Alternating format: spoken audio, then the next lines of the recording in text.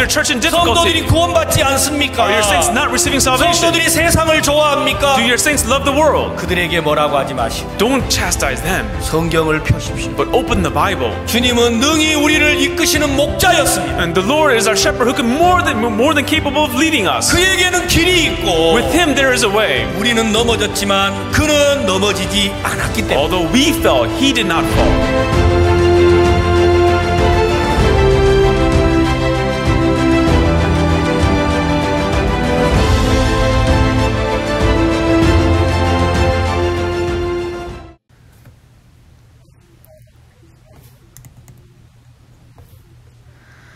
Bonjour à tous, c'est la troisième section de Ministère du Succès.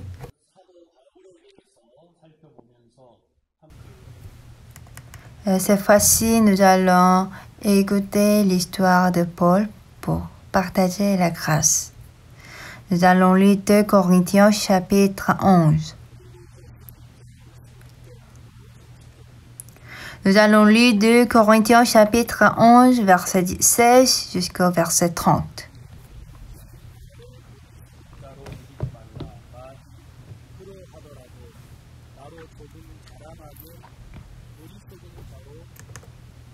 Je le répète que personne ne me regarde comme un insensé, sinon recevez-moi comme un insensé afin que moi aussi je me glorifie un peu.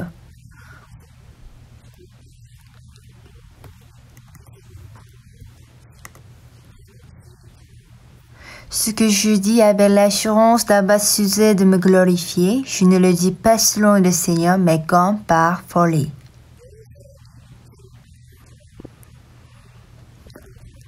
Puisqu'il en est plusieurs qui se glorifient selon la chair, je me glorifierai aussi.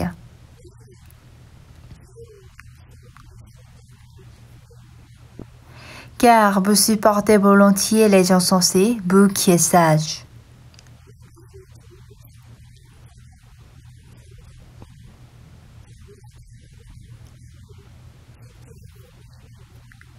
Si quelqu'un vous a servi, si quelqu'un vous dévore, si quelqu'un s'empare de vous, si quelqu'un est arrogant, si quelqu'un vous brave au visage, vous le supportez.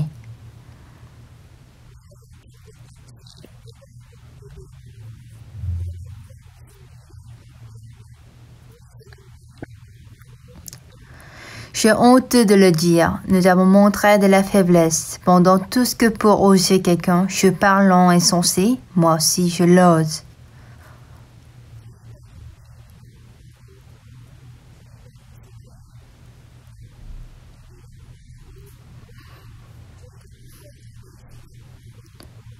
Sont-ils hébreux? Moi aussi. Sont-ils israélites? Moi aussi. Sont-ils de la postérité d'Abraham? Moi aussi.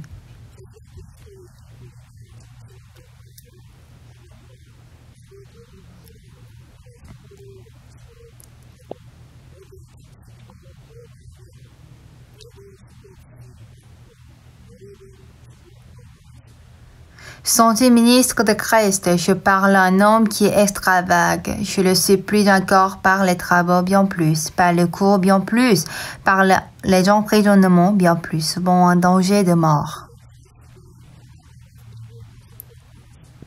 5 fois j'ai reçu des Juifs 40 cours moins 1.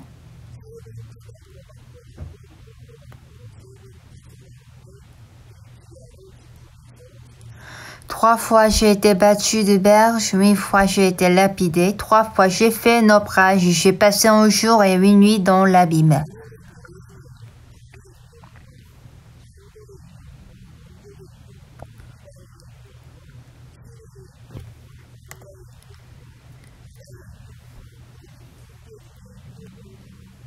Fréquemment en voyage, j'ai été empéré sur le fleuve, empéré de la part des brigands, empéré de la part de ceux de ma nation, empéré de la part des païens, empéré des Lévites, empéré dans les déserts, empéré sur la mer, empéré parmi les faux frais.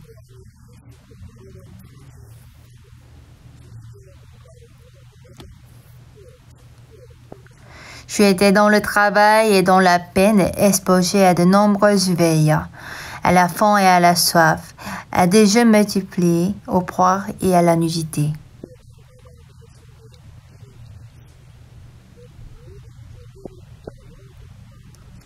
Et sans parler d'autre chose, je suis assiégée chaque jour par les soucis que me donnent toutes les églises.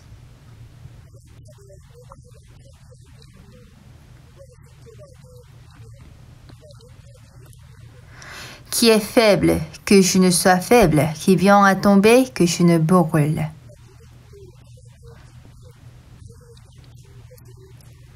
S'il faut se glorifier, c'est de ma faiblesse que je me glorifierai.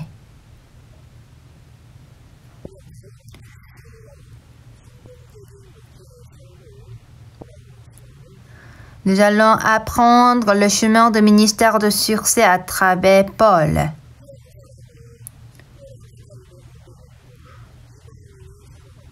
Une personne s'appelle Paul, elle a reçu la grâce spéciale de Dieu.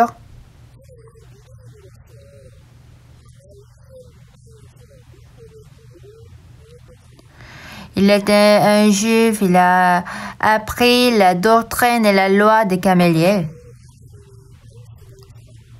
Il était quelqu'un qui a aimé la parole de Dieu. Il était quelqu'un qui a enseigné la doctrine du Seigneur. Mais un jour, Jésus est venu sur la terre.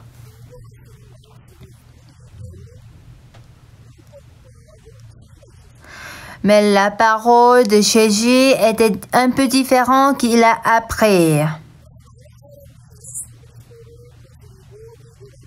Ce qui fait que beaucoup de gens, ils ont persécuté, ils sont opposés à Jésus. Même à cette époque, c'est pareil.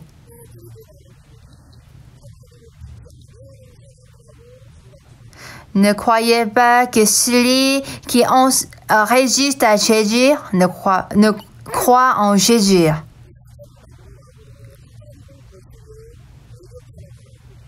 Dans tous les temps, celui qui s'oppose à Jésus croit en Dieu, c'est la parole de Dieu. Lorsque Jésus est venu sur la terre, qui a crucifié Jésus-Christ sur la croix, c'était quelques-uns qui ont cru en Dieu. Même aujourd'hui, ils attendent de Dieu.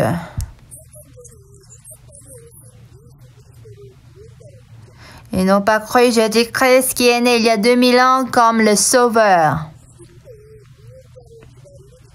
Ils attendent toujours le Sauveur jusqu'à maintenant.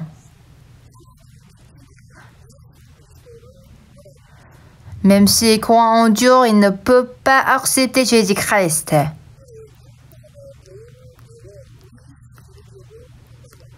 Et ce qui fait qu'ils disent de parvenir à la justice en observant la loi et la doctrine.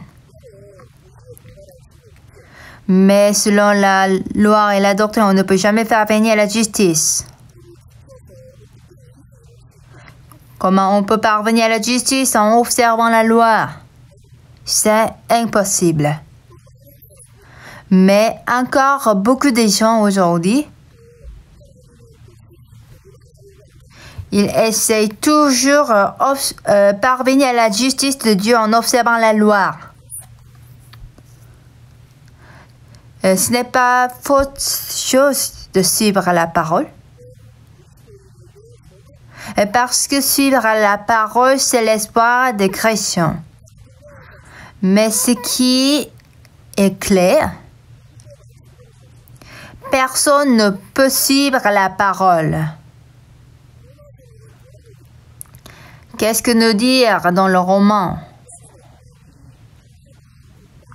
Il n'en est aucun qui fasse le bien par même un seul. Il n'y a personne qui cherche Dieu.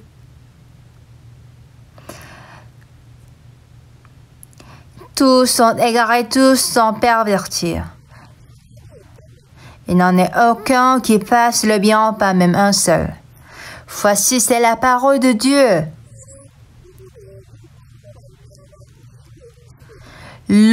Aucun homme peut parvenir à la justice. Mais lorsque Paul était au terrain de Juda, quand il était Saül, Et parce qu'il a appris la loi et la doctrine de Gamaliel,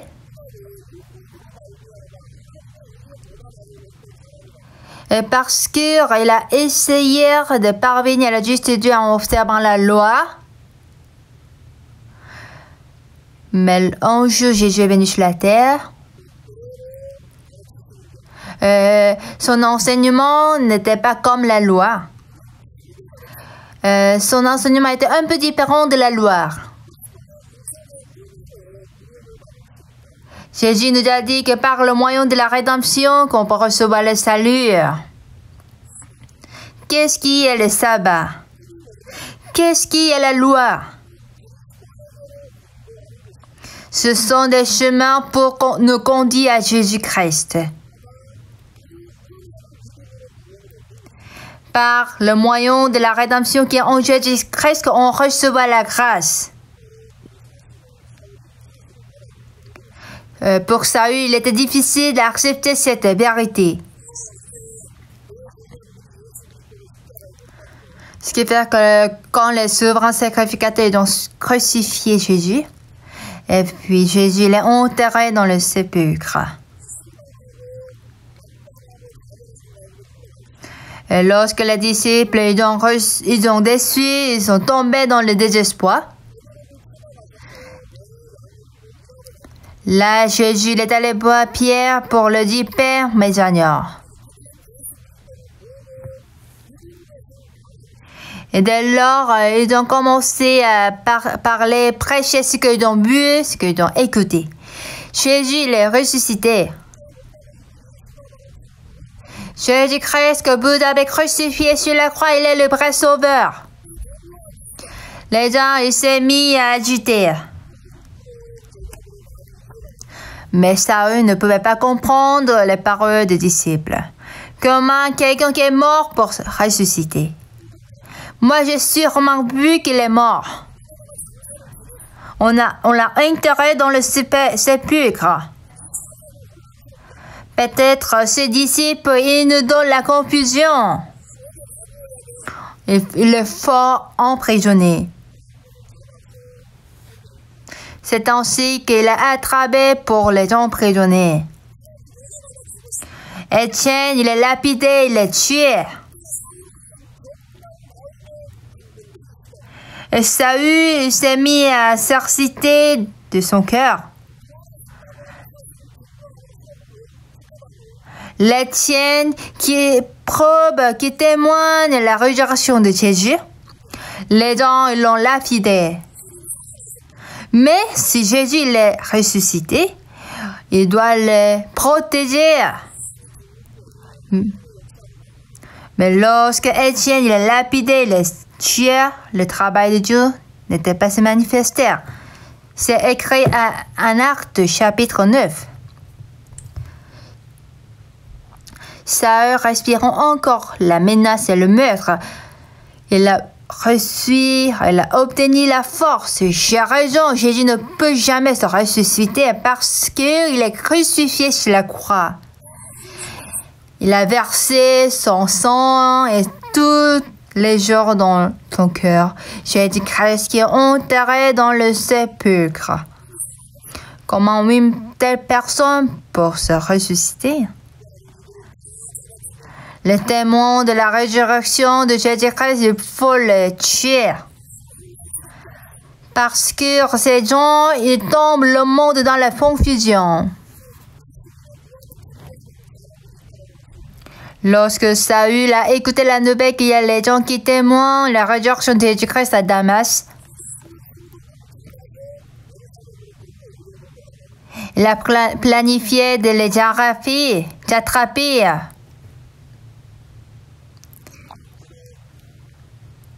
Et en allant à Damas, il a rencontré une lumière.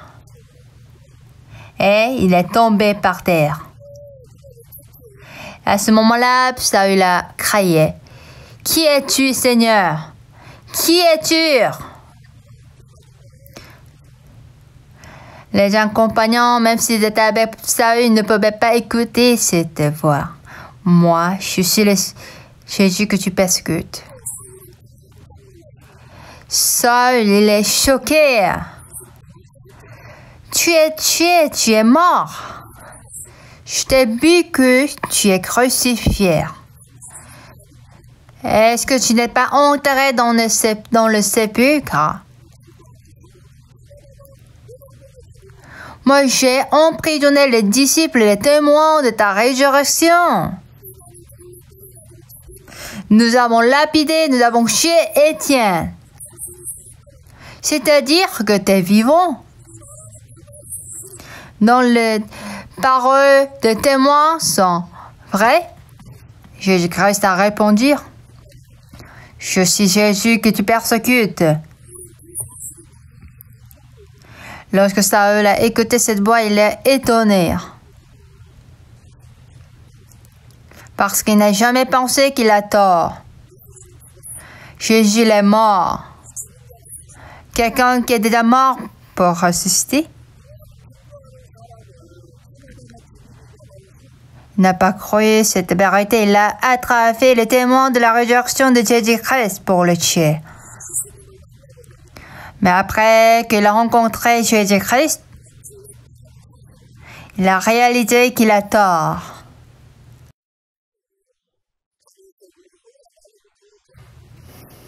Ce qui fait qu'il a arrêté d'aller à Damas. Et puis il a réalisé pour la première fois qu'il a tort. Je suis Jésus que tu persécutes. C'est là que Saül a reçu le salut.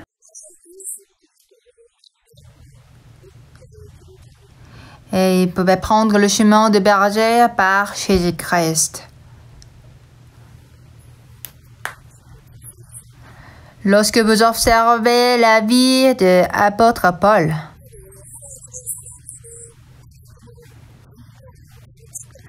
il était quelqu'un qui a aimé Jésus, qui a aimé le Seigneur, qui a enseigné, qui a témoigné. Ce qui fait qu'il ne pouvait jamais réaliser qu'il a tort. Lorsque Dieu a appelé Saül Paul,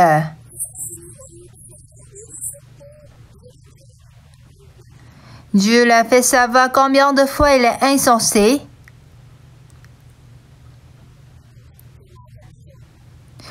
Le chemin que Paul a eu la certitude, il a retourné en disant que j'ai tort. Ce que je connais n'est pas vrai. Après avoir réalisé cela, Saül il a retourné. Lorsque Pierre était jeune, il est allé où il a voulu. Mais comme il est vieux, il était conduit, il était mené où il n'a pas voulu aller.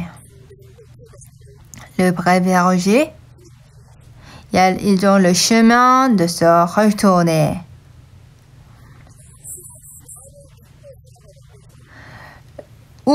J'avais confiance en moi, on réalise que j'ai tort. Je ne connais rien du tout. Après avoir découvert cette vérité,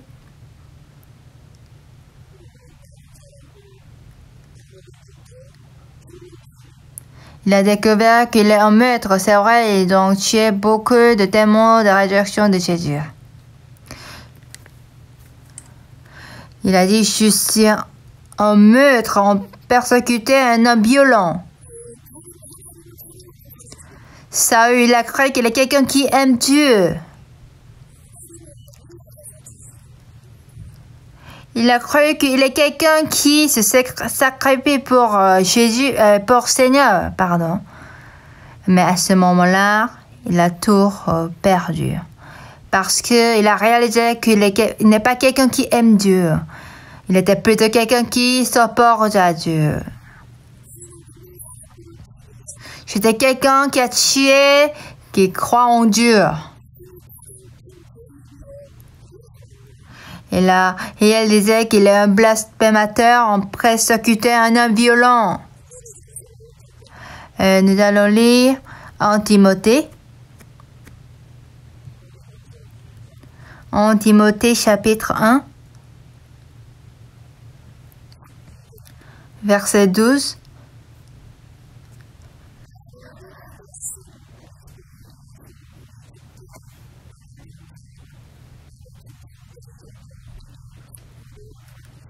Je rends grâce à celui qui m'a fortifié à Jésus-Christ notre Seigneur de ce qu'il m'a jugé fidèle en m'établissant dans le ministère.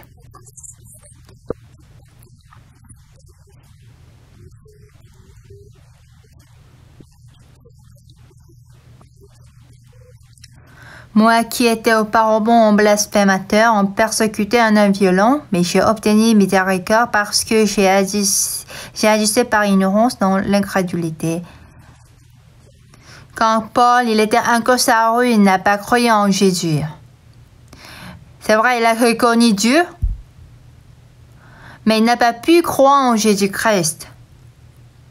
Il était quel type de personne?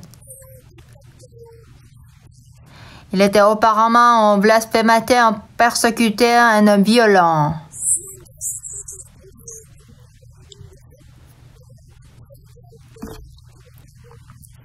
Mais j'ai obtenu miséricorde parce que j'ai agi par ignorance dans l'incrédulité.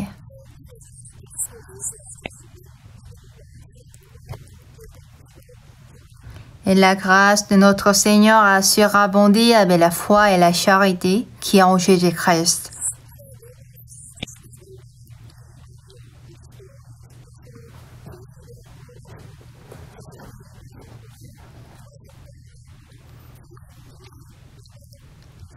C'est une parole certaine et entièrement digne d'être reçue, que Jésus-Christ est venu dans le monde pour sauver les pécheurs dont je suis le premier. Paul, il a réalisé combien de fois il est sale. Il a découvert qu'il est un méchant homme. Il ne savait pas qu'il s'oppose à Jésus. Mais lorsqu'il a rencontré Jésus en allant à Damas, il pouvait découvrir son propre image. Je suis Jésus que tu persécutes. Lorsque on réalise notre propre image, on ne peut jamais savoir notre image par la confiance, par la morale, par la loi, par la connaissance. Mais on doit se refléter notre image par Jésus-Christ. Saül, il a cru qu'il a raison. Mais lorsqu'il a rencontré Jésus, il pouvait réaliser qu'il a tort.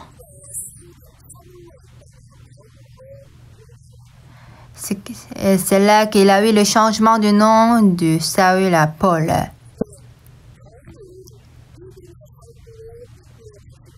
C'est ainsi que Dieu a mené Paul à la rue de foi.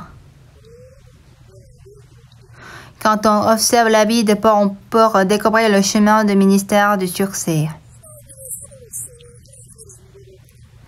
Paul, il était conduit par Dieu en tant qu'apôtre de païens. Après qu'il est arrivé à Damas, il était conduit par Dieu à Damas.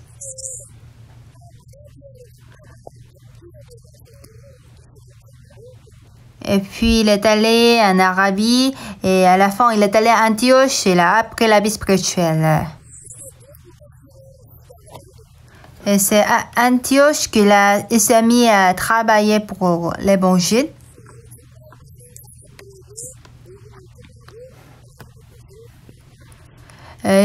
En tant qu'apôtre de païens, il a manifesté la parole et la volonté de Dieu.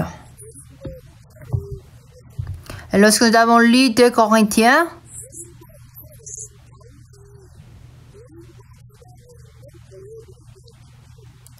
Le livre de 2 Corinthiens, c'est une lettre que Paul a envoyée à la région Corinthe. Comme vous savez bien, que l'église de Corinthe, il y avait beaucoup de difficultés.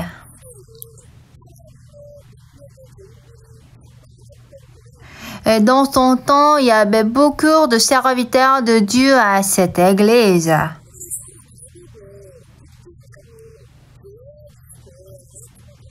Mais ils se sont séparés, ils se sont divisés. C'est ainsi que le péché a entré à cette église. Cette église de Corinthe, de quelle façon Paul a conduit? Lorsque l'église est corrompue et lorsque l'église a pris le chemin du monde, lorsque le péché est entré à cette église, de quelle façon Paul a conduit et dirigé cette église?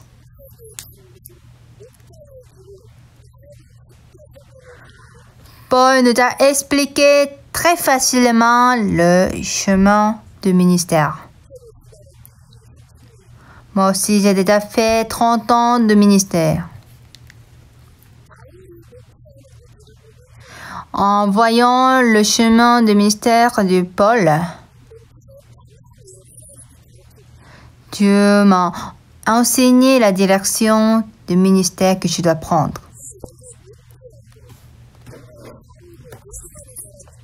Disons que s'il y a un fidèle qui combat, qui s'oppose à l'église, je me disais de quelle façon je conduis ce type de personne. Peut-être que je le dirais, pourquoi vous faites ainsi? Arrêtez de le faire. Ah, ce n'est pas bon. Peut-être j'aurais dit ainsi. Mais qu'est-ce que Paul a écrit?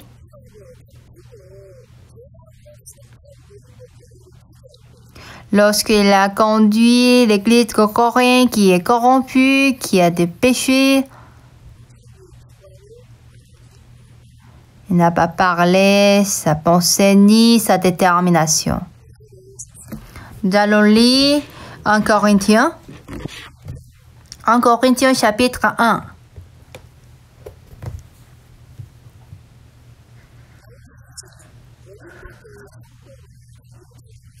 Lorsque l'un des fidèles de l'église de Corinthe est venu pour voir Paul, il a écouté la nouvelle de l'église de Corinthe.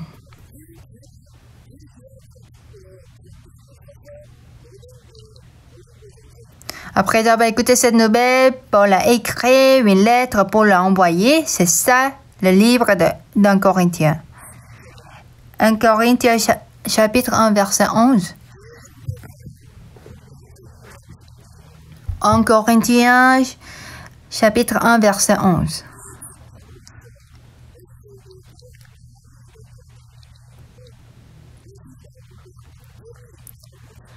Car, mes frères, j'ai appris à votre sujet par les gens de Chloé qu'il y a des disputes au milieu de vous.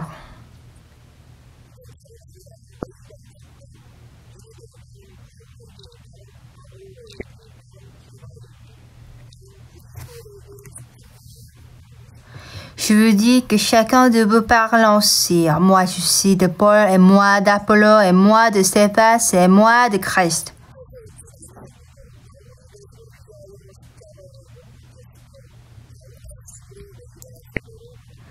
Christ a-t-il divisé? Paul a-t-il été crucifié pour vous? Ou est-ce au nom de Paul que vous avez été baptisé? Pourquoi l'église de Corinthe se dispute au milieu? Dans son temps, il y avait beaucoup de serviteurs de Dieu. Mais au milieu de fidèles de l'église de Corinthe, qu'est-ce qui s'est passé? Il y avait une dispute. Moi, je suis de Paul. Moi, je suis d'Apollo. Moi, je suis de Céphas. Moi, je suis de Christ. Chacun s'est mis à suivre ce qui le plaît. C'est la raison pour laquelle l'Église ne pouvait que se séparer.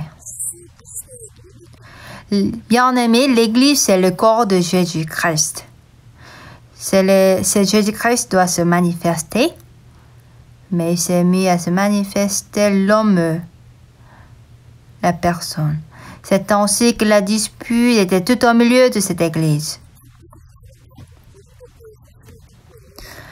Après avoir écouté la nouvelle de l'Église de Corinthe, Paul a écrit une lettre pour envoyer.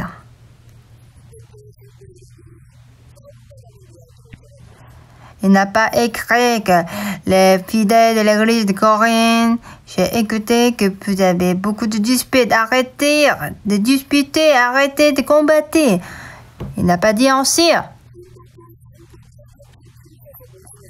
Lorsqu'il a écrit pour envoyer aux fidèles de l'église de Corinthe, Paul n'a jamais écrit sa détermination ni sa volonté.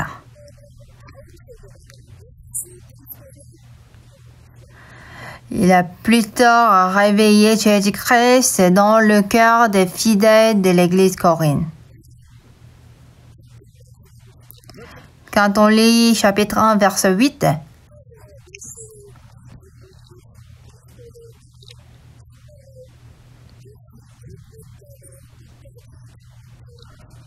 il vous affermira aussi jusqu'à la fin pour que vous soyez irréprochables au jour de notre Seigneur Jésus-Christ.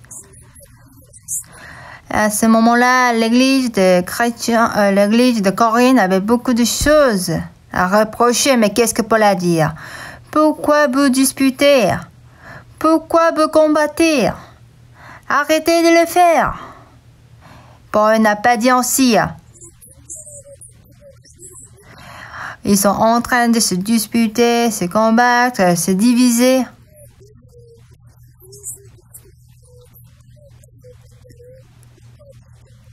Mais Paul a écrit, il vous affermira aussi jusqu'à la fin pour que vous soyez irréprochables au jour de notre Seigneur Jésus-Christ. Paul n'a jamais établi sa volonté ni sa détermination.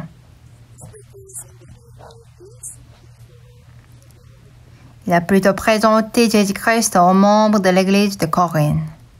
Verset 9.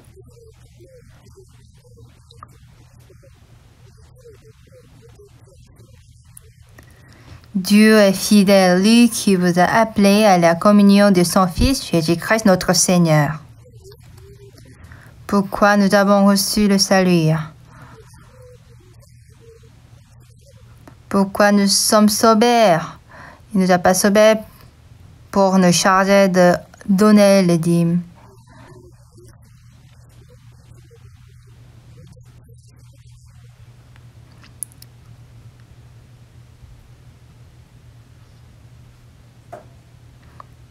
Dieu est fidèle, lui qui vous a appelé à la communion de son Fils, Jésus-Christ notre Seigneur. Pourquoi il nous a appelés pour s'entretenir avec son Fils?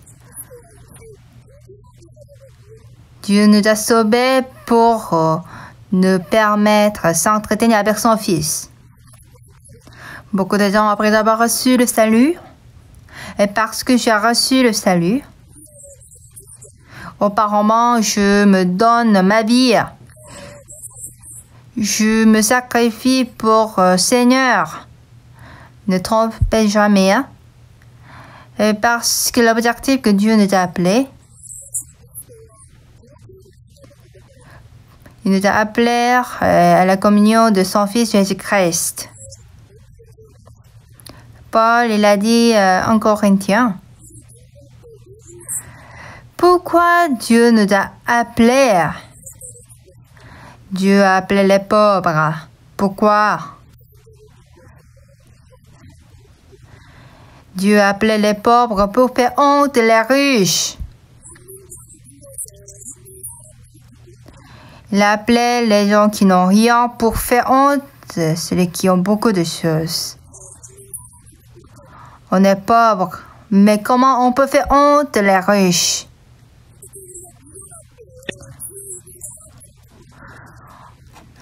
On est insensé, mais comment on peut faire honte les sages? Ça serait possible quand on s'entretient avec Jésus-Christ. Je suis insensé. Mais Jésus il est sage. Je suis impuissant. Mais Jésus il est tout-puissant.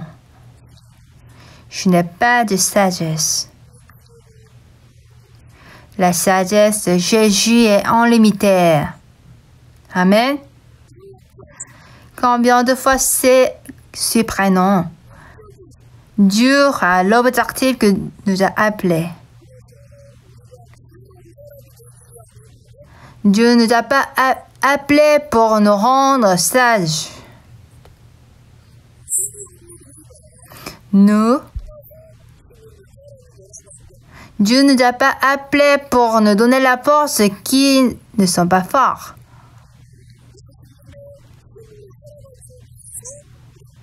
Dieu nous a sauvés parce qu'on est faible, mais si on s'entretient avec son Fils, il nous offre la force de Jésus. Voulez-vous faire le ministère excellent? Donc, quelle vie que vous devez mener? Nous qui n'avons pas de sagesse, comment on peut faire le ministère? On le fait par la sagesse de Jésus-Christ. Nous qui sommes impuissants, comment on peut faire le ministère? C'est par la puissance de Jésus-Christ. Lorsque Paul a écouté les disputes de l'église de Corinthe, il n'a pas dit « Pourquoi vous combattez? Pourquoi vous disputez? Arrêtez! Soyez en paix !» Il n'a jamais dit ainsi. Même si vous êtes tout au milieu de disputes. Mais le jour de Jésus-Christ, à la fin, pour que vous soyez irréprochables au jour de notre Seigneur Jésus-Christ. Il n'a jamais confié le but spirituel à la détermination, mais il a confié le vie à Jésus-Christ. Et il a dit aux fidèles de l'église de Corinthe, Dieu est fidèle qui lui vous a appelé à la communion de son Fils Jésus-Christ notre Seigneur. Si nous devons mener la vie et le ministère de succès, il nous faut s'entretenir avec Jésus-Christ. Si nous obtenons la sagesse de Jésus,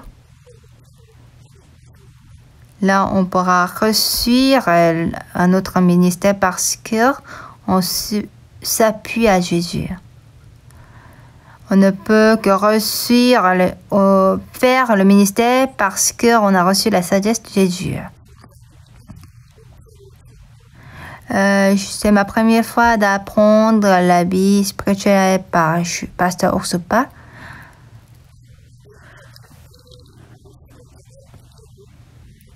J'ai reçu une grande grâce que j'ai obtenu l'occasion de prêcher l'évangile sur le continent d'Amérique du Sud. Un jour, pasteur m'a posé une des questions. Pasteur Luminchai, parfois je me sens frustré. Mais j'espère que tu saches. Je veux que tu saches que tu es un grand homme.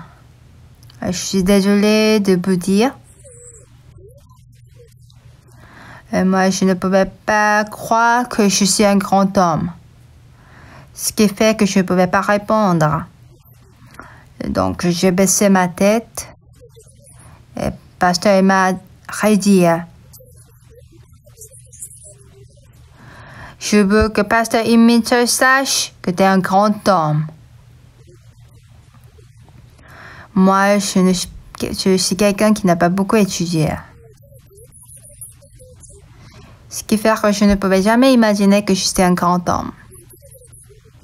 C'est ainsi que je ne pouvais pas répondre à la deuxième question. Mais pour la troisième question, pasteur Park m'a dit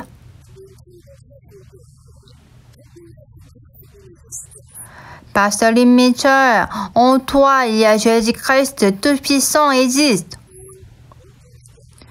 Oui, tu n'es pas parfait. Mais Jésus-Christ, qui est en toi, il est parfait. Pasteur, tu es impuissant. Mais Jésus qui est en toi, il est puissant. Pasteur, sache que tu es un grand homme. Tu en crois?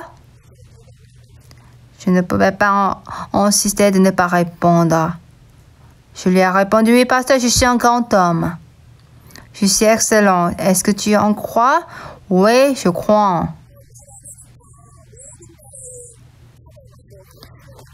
Du coup, lorsque tu au pays de l'Amérique du Sud pour prêcher l'évangile, tu vas aller voir le président de la République de pays, chaque pays. Tu lui demandais de te nommer un ambassadeur. Je suis choquée. Je suis un pasteur. Un pasteur devient un ambassadeur.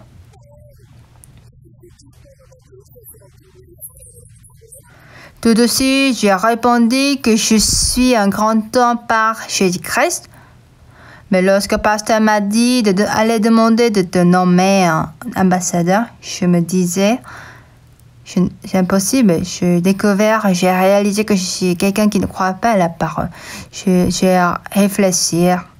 Pour la première fois, oui, Jésus-Christ, il est en moi. C'est vrai, je ne suis pas un ambassadeur. Je ne suis pas qualifié d'être ambassadeur, mais Jésus est en moi. Donc, allons demander au président de la République de me nommer ambassadeur. Plusieurs années, je suis chargée d'éduquer le groupe de anti-armée à Colombie. Donc, je suis allée dans la chambre de secrétaire du président. Je lui ai présenté que je suis un pasteur de Corée. J'ai envie de travailler pour les jeunes de Colombie. Nous avons envie d'enseigner l'éducation de mind qui est basée à la Bible. Donc, nommez-moi comme l'ambassadeur de ce pays. Ils m'ont dit de rentrer. En entrant chez moi, je me moquais de moi-même. Comment je peux devenir un ambassadeur, hein? Mais en moi, il y avait la parole de serviteur de Dieu. Oui, Jésus-Christ, il est en moi. Je suis excellent. Au genre des autres, ils peuvent se moquer de moi. Mais je prononce en croyant en Jésus. Je suis allée demander de me nommer un ambassadeur. C'est comme ça que j'ai continué à aller rendre visite et le secréter. Mais j'ai reçu un email.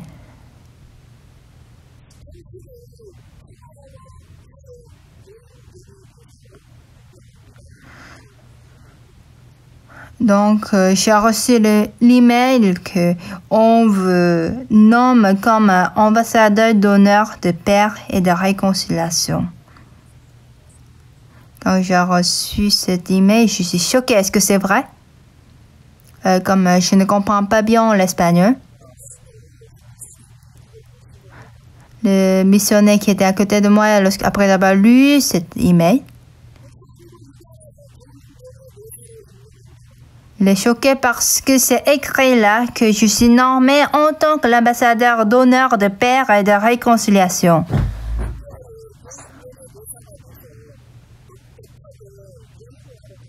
Dès lors, je suis devenu l'ambassadeur d'honneur d'éducation et je donne l'éducation de mind audacieusement. Qui peut me nommer ambassadeur? Personne me reconnaît comme un ambassadeur. Mais c'est Dieu m'a rendu ainsi. Comme le serviteur de Dieu qui m'a dit, je suis impuissant, mais Jésus-Christ, il est en moi.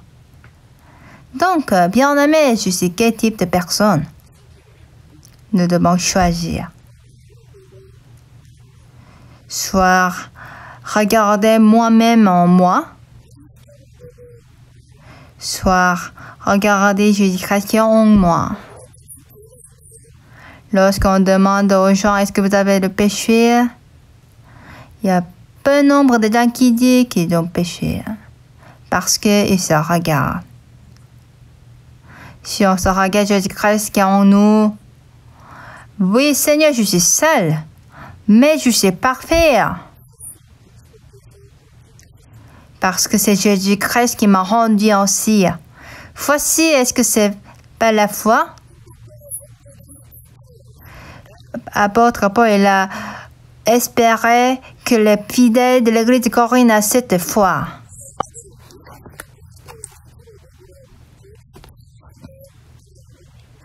Dieu est fidèle, lui qui vous a appelé à la communion de son Fils Jésus-Christ, notre Seigneur.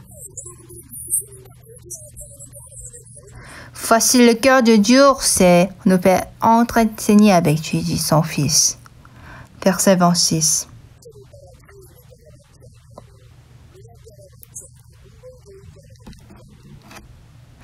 Considérez, frères, que parmi vous qui avez été appelés, il n'y a ni beaucoup de sages selon la chair, ni beaucoup de puissants, ni beaucoup de nobles.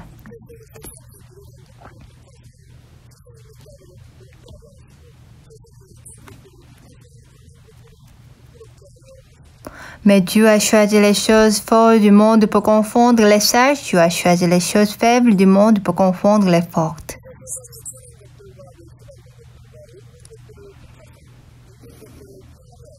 Et Dieu a choisi les choses vues du monde et ce qu'on méprise et ceux qui ne sont point pour réduire à néant ceux qui sont.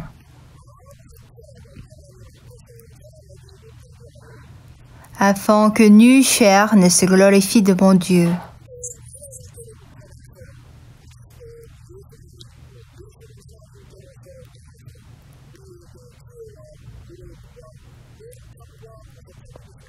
Or, c'est par lui que vous êtes en Jésus-Christ, lequel de par Dieu a été fait pour nous sagesse, justice et sanctification et rédemption. Afin, comme il est écrit, que celui qui se glorifie dans le Seigneur. On doit se glorifier en Jésus-Christ. Voici, c'est le chemin du succès. Le grand pasteur n'est pas quelqu'un qui est puissant. C'est celui qui parle en Jésus-Christ. Celui qui parle en suivant Jésus-Christ. Voici, cette personne devient le serviteur puissant. Paul a écrit à 2 Corinthiens. Il a une seule chose, se glorifier. C'est sa faiblesse et c'est sa folie.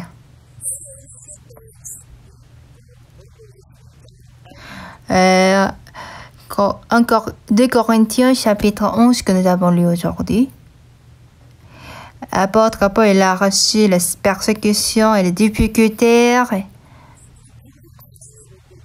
mais il n'a jamais se glorifié des choses. Quand on voit les difficultés que Paul a rencontrées,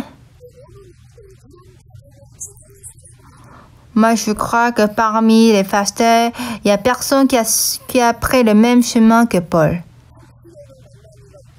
Est-ce qu'il y aura quelqu'un qui a tombé en difficulté plus que Paul? Mais Paul, il n'avait rien à se glorifier.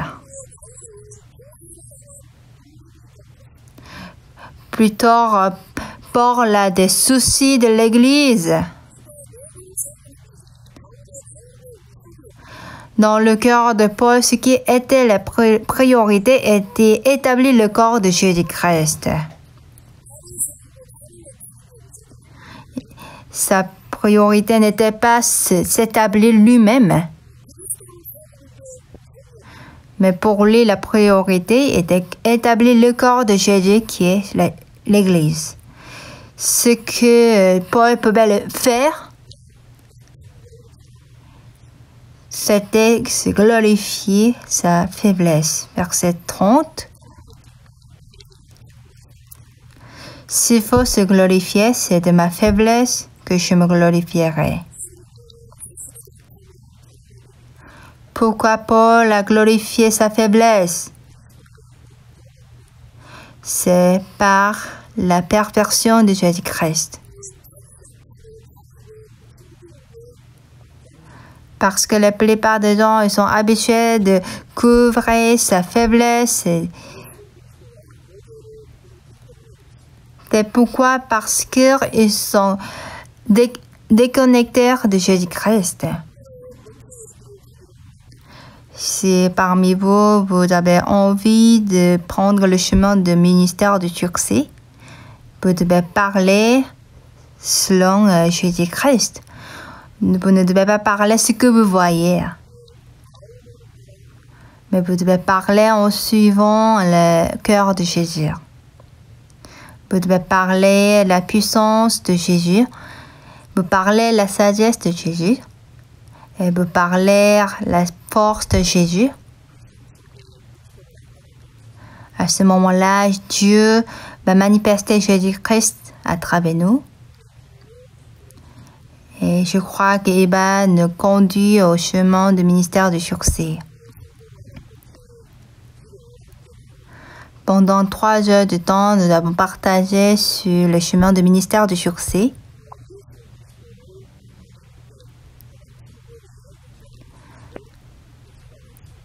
Nous avons écouté la parole de manifester Jésus-Christ. C'est ça le chemin du ministère du succès.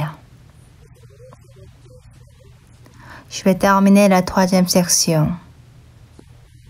Merci.